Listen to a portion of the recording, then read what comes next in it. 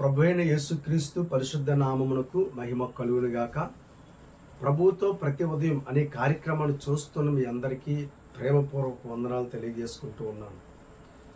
దేవుడు మీ ప్రతి అవసరతను తీర్చి క్షేమాభివృద్ధి కలగజేయునుగాక. దేవుని పిల్లలారా, ఈ ఉదయకాల సమయంలో మనం ఆరాధిస్తున్న మహనీయుడైనటువంటి దేవుడు జాలి కలిగిన దేవుడు. దేవుని వాక్యములో మనం చూసుకున్నట్లయితే ఆదికాండం మొదలుకొని ప్రకటన గ్రంథం వరకు కూడా దేవుని యొక్క జాలి మనకు కనపడుతుంది. జాలి చేసుకున్నాడని,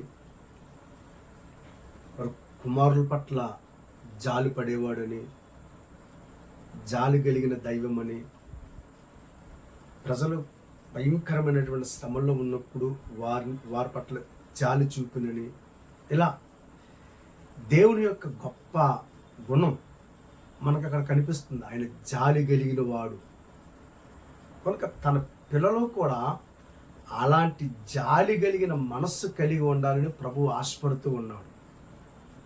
కఠినమైన మనస్సు కాదు, కానీ జాలి గల మనస్సును ధరించుకోండి అని దేవుని వాక్యంలో మరి దేవుడు రాయించి పెట్టారు. ఆయన జాలి కలిగిన దేవుడు కనుక ఆయన రక్తములో కడగబడ్డ దేవుని పిల్లలమై ఉన్న మనము కూడా జాలి కలిగి ఉండాలని దేవుని వాక్యంలో రాయబడింది. కొలస్సీలకు రాసిన పత్రిక 3వ అధ్యాయం 12వ వాక్యం మనం చదువుకున్నట్లయితే, కాగా దేవుని చేత ఏర్పరచబడిన వారును పరిశుద్ధులను ప్రియులనైన వారికి తగినట్టు మీరు జాలిగల మనస్సును, దయాళత్వము, వినయము, సాత్వికము, దీర్ఘశాంతమును ధరించుకొనిడి. జాలిగల మనస్సును ధరించుకొనిడి. దేవునికి స్తోత్రం కలుగునుగాక. జాలి కలిగినటువంటి మనస్సు మనం కలిగి ఉండాలని ఉదయకాల సమయంలో ప్రభువు ఆశిస్తూ ఉన్నాడు. చాలా విషయంలో మనకు ఒకసారి కొన్ని విషయాల్లో జాలి కలిగి ఉంటాం, కొన్ని విషయాల్లో కఠినంగా ఉంటాం. ఏది ఏమైనప్పుడు కూడా ఆ కఠినంగా ప్రవర్తిస్తున్న సందర్భంలోనే ఒకసారి దేవుని వాక్యాన్ని జ్ఞాపకం చేసుకుని జాలి కలిగినటువంటి మనస్సును ధరించుకుని ముందుకు వెళ్ళిపోవాలని ఈ ఉదయకాల సమయంలో దేవుని వాక్యం ద్వారా ప్రభువు మనతో మాట్లాడుతూ ఉన్నారు. మన ప్రభు జాలి కలిగినోడు కదా, కనుక దేవుని పిల్లలంగా మనం కూడా జాలి కలిగి వెళ్ళాలని ప్రభు ఆశిస్తూ ఉన్నాడు. యేసయ్య శరీరధారిగా ఈ లోకంలో సంచారం చేస్తూ ఉన్నప్పుడు అనేకులకి ఉపమానాలు జ్ఞాపకం చేస్తూనే వాక్యాన్ని ప్రకటించారు. ఒకనొక దినాన్న యేసయ్య ఉపమానాలు ప్రకటిస్తూనే వాక్యాన్ని బోధిస్తూ ఉన్నారు. ఆ సందర్భంలో సమరయుడు అనేటువంటి ఒక వ్యక్తి కోసం యేసయ్య మాట్లాడుతూ అక్కడ ఒక అద్భుతమైనటువంటి కొన్ని ఉపమానాలు జ్ఞాపకం చేశారు. అదేంటంటే, ఒక వ్యక్తి యెరూషలేములో నుండి యెరికోకి దిగి వెళ్తూ ఉన్నాడని గమనించాలి. యెరూషలేము అంటే మహారాజు పట్టణం కనుక ఆ పట్టణంలో ఉన్న ఒక వ్యక్తి దిగి వెళ్తున్నాడు అని రాయబడింది. దిగి వెళ్ళి వెళ్తూ ఉండగా మధ్యలో దొంగల చేతిలో చిక్కుకొని గాయపరచబడ్డాడు. అతని దగ్గర ఉన్నటువంటి అన్నీ కూడా ఆ దొంగలు దోచుకున్నారు. అతని వస్త్రాలను కూడా దోచుకున్నారు. కొన ప్రాణంతో అతన్ని విడిచిపెట్టి వెళ్ళిపోయారు. దేవుని పిల్లలారా, వాక్యాలు ఒకసారి మనం జ్ఞాపకం చేసుకున్నట్లయితే లూకా శుభవార్త 10వ అధ్యాయం, లూకా శుభవార్త 10వ అధ్యాయం నేను చదువుతున్నాను చూడండి. 30వ వచనం, ఒక మనుష్యుడు యెరూషలేము నుండి యెరికో పట్టణమునకు దిగి వెలుచు దొంగల చేతిలో చిక్కును. వారు అతని బట్టలు దోచుకుని అతన్ని కొట్టి పరప్రాణములతో విడిచిపెట్టిపోయారు. అప్పుడు ఒక యాజకుడు ఆ త్రోవను వెళ్ళుట తటాస్థించెను. అతను చూచి ప్రక్కగా వెళ్ళిపోయాడు. అలాగుననే లేవీయుడు ఒకడు ఆ చోటుకి వచ్చి చూచి ప్రక్కగా పోయాడు. చూసారా, ఒక వ్యక్తి పరప్రాణాల చేత ఎంతగానో గాయపరచబడి ఆ రోడ్డు ప్రక్కన పడున్నప్పుడు అండి ఒక వ్యక్తి వెళ్తూ వెళ్తూ చూశాడట. చూసి ఏం చేశాడంటే పట్టించుకోకుండా ఒక యాజకుడు వెళ్ళిపోయాడు. మనకెందుకు వచ్చిన తలపోట్లే అని. అలాగే మరొక ఆయన కూడా అదే మార్గంలో ప్రయాణం చేస్తూ ఉన్నప్పుడు లేవీయుడు, అతడు కూడా వ్యక్తిని చూసి ఏం చేశాడంటే మనకెందుకు వచ్చిందిలే అని అతడు కూడా ప్రక్క నుంచి వెళ్ళిపోయాడే. కానీ అయ్యో అతను పొర ప్రాణాల చేత పట్టబడ్డాడు, కనీసం చాలా భయంకరమైనటువంటి దెబ్బల చేత ఆ రక్తం కారుతుంది, చాలా ఇబ్బందులు ఉన్నాడు, కనీసం గుక్కుడు మంచినీళ్ళు నిద్దాం లేదా చెట్టువారిని కూర్చుని పెడదాం అనేటువంటి కనీసపు ఆలోచన కూడా లేకుండా అంటే ఎంతో కఠినత్వాన్ని ప్రదర్శించి వారిద్దరూ కూడా మనకెందుకు అన్నట్టు అని పట్టనట్టుగా వెళ్ళిపోయారు. వారు వాస్తవానికి వారు భక్తులైనప్పటికీ కూడా ఏమాత్రము కూడా, లేకపోతే ఒక మంచి హోదాలో ఉన్నప్పటికీ కూడా, లేకపోతే ఒక మంచి మార్గములు నడిపించబడుతూ ఉన్నప్పటికీ కూడా వారి ఆలోచనలు ఎలా ఉన్నాయంటే కఠినతరంగా ఉన్నాయి. అదే దారిలో ఒక సమరయ్య అంటే మనకు తెలుసు, అది చాలా యూదులకి అంతగా ఇష్టపడే ఆ యొక్క ప్రాంతం కాదు. అది యూదులు ఇష్టపడిన ప్రాంతం, యూదులు ఇష్టపడేది కాదు సమరయ్య అన్నది. కనుక ఆ సమరయుడు ఒక ఆయన అదే మార్గం గుండా ప్రయాణం చేస్తూ ఉన్నాడు. ఈ కొట్టబడ్డవాడు ఇందాక మనం చూసుకున్నటువంటి యాజకునికి అలాగే ఆ లేవీయునికి వారి సంతతికి సంబంధించిన వ్యక్తి. కానీ ఇప్పుడు ఉన్నటువంటి సమరయుడు అదే మార్గంలో ప్రయాణం చేస్తున్నాడు. కొట్టబడ్డవాడు ఇతనికి సంబంధించినోడు కాదు, సమరయుడికి సంబంధించినోడు కాదు. అయినప్పటికీ కూడా అతను కొర ప్రాణముల చేత అతడు ఎంతగానో బలహీనపరచబడ్డం చూసి, అతడు నిట్టూర్పు భయంకరమైన బాధను అనుభవించడం చూసి ఒక్క అడుగు కూడా ముందుకి వెయ్యలేకపోయాడు. వాక్యములు మనం చూసుకున్నట్లయితే 33 వచనం, అయితే ఒక సమరయుడు ప్రయాణమైపోవచ్చు, అతడు పడి ఉన్న చోటికి వచ్చి అతనిని చూసారా, అతడు వెళ్తున్నాడు, చూచాడట. చూచి మనోడు కాదు కదా, మన వర్గం కాదు కదా, మన పొలం కాదు కదా అనుకోలేదట. దేవుని ప్రియులారా, ఆ వ్యక్తి యొక్క స్థితిని చూసి జాలి పడిపోయాడు. అతనికి జాలి వేసింది. ఎవరైతే ఏమైంది, అతడు కూడా మనిషే కదా, అతడు కొట్టబడ్డాడు, దొంగల చేత మరి దోచుకొనబడ్డాడు, గాయాలు పాలు చేసి పారిపోయాడు దొంగలు. అయ్యో కొనువు పురుతూ ఉన్నాడు. అతడి పట్ల ప్రేమ చూపించడం, జాలి చేసుకోవడం మన కర్తవ్యం కదా అనుకుని అతన్ని చూచి అక్కడ ఆగిపోయినట్లుగా దేవుని వాక్యంలో చూస్తున్నాం. అక్కడ మనం చూస్తున్నాం, అతన్ని చూచి అతని మీద జాలిపడి దేవునికి స్తోత్రం. ఆ భయంకరమైన స్థితిలో ఉన్న వ్యక్తిని చూసి జాలిపడి అతని యుద్ధకు వెళ్ళాడు. దేవునికి స్తోత్రం కలుగును గాక. అక్కడ అతను చేసే పని జాలిపడ్డం. చూసారా, ఎవరో సమరయుడు ప్రభు మార్గంలో లేని వ్యక్తే అంత జాలి కలిగి ఉంటే మరి దేవుని పిల్లలు ఎంత జాలి కలిగి ఉండాలి.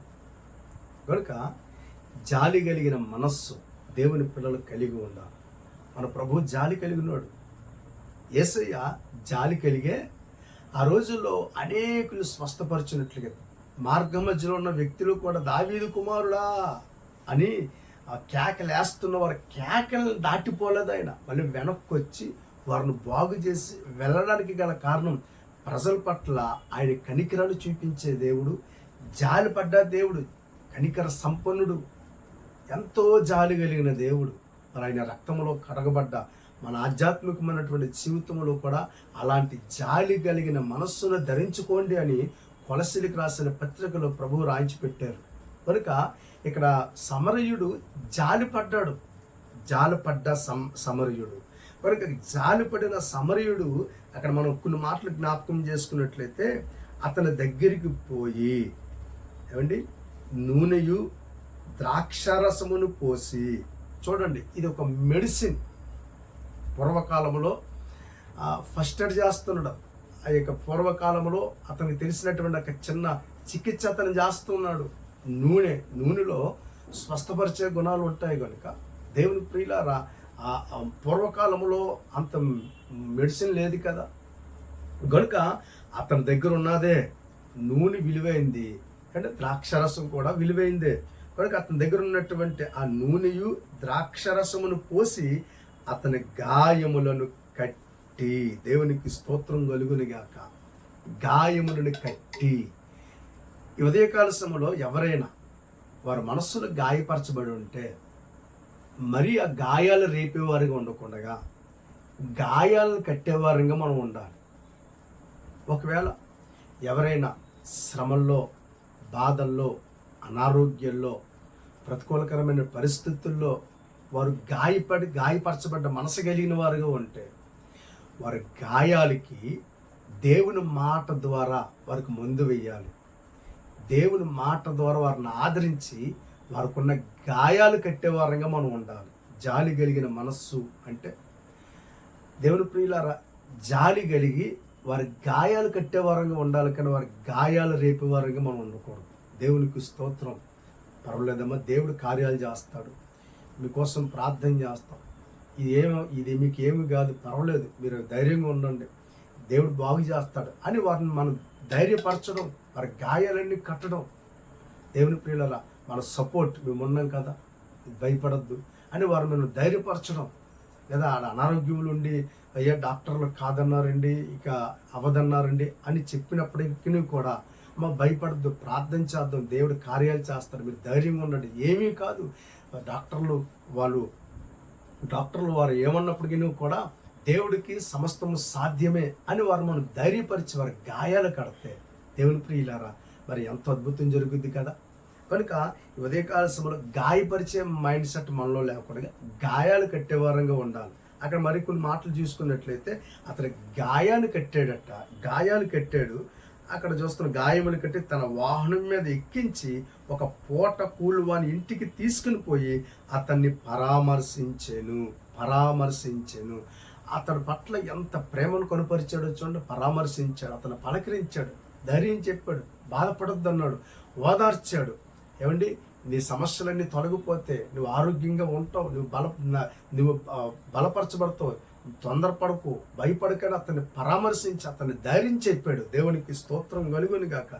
జాలి కలిగిన వ్యక్తి, ప్రతి వ్యక్తి కూడా ఇతరుల్ని పరామర్శించి వారి కష్టంలో వారికి ధైర్యం చెప్పేవాడుగా ఉండాలి. అదే జాలి కలిగిన మనసు. అతని కష్టంలో భలే కష్టంలో ఉన్నాడురా అని ఎప్పుడూ కూడా మనం ఆలోచించకూడదు, కానీ వాడి కష్టంలో మనం వాడికి ధైర్యాన్ని నింపే అలాంటి జాలి కలిగిన మనస్సు మనం కలిగి ఉండాలని ప్రభువు ఆశిస్తూ ఉన్నాడు. చివరికి మనం చూసుకున్నట్లయితే తన ధనాన్నంతటిని కూడా వ్యయపరిచాడు. చూసారా, ఒకటి ఆధ్యాత్మికంగా అతని గాయాన్ని కట్టడమే కాదు, ఫైనాన్షియల్గా కూడా, ఆర్థికంగా కూడా.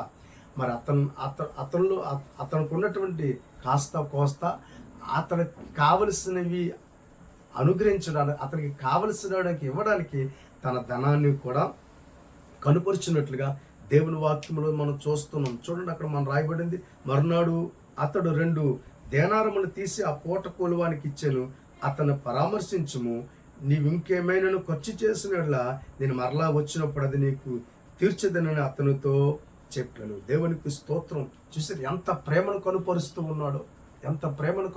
ఉన్నాడో. కనుక దేవుని ప్రియులరా, ప్రేమ కలిగినటువంటి సమరయుడిగా అతడు తన బాధ్యత, తనకున్నటువంటి జాలి కలిగిన మనస్సు ద్వారా కొన ఊపిరితో ఉన్నవాడు ప్రాణాలను నిలపడానికి అతడు పడ్డ ప్రయాస ఎంత గొప్పది. ఆర్థికంగా ఎంత సహాయం చేశాడు, అలాగే మానసికంగా కూడా అతని ధైర్యాన్ని నింపాడు, పరామర్శించాడు, అతని గాయాలు కట్టాడు, అతనికి సహాయం చేశాడు. కారణం జాలి కలిగిన మనస్సు. కనుక ఉదయకాల సమయంలో జాలి కలిగిన మనస్సును ధరించుకుని ప్రభు చెప్పారు. కనుక మన ఆధ్యాత్మికమైనటువంటి జీవితంలో జాలి కలిగిన మనస్సును మనం ధరించుకుని మరి కష్టాల్లో, బాధలు ఉన్నటువంటి ప్రజల పట్ల మనం జాలి కలిగి వారిని పరామర్శిస్తూ వారి కోసం మనం ప్రార్థన చేసేవారంగా ఉండాలి.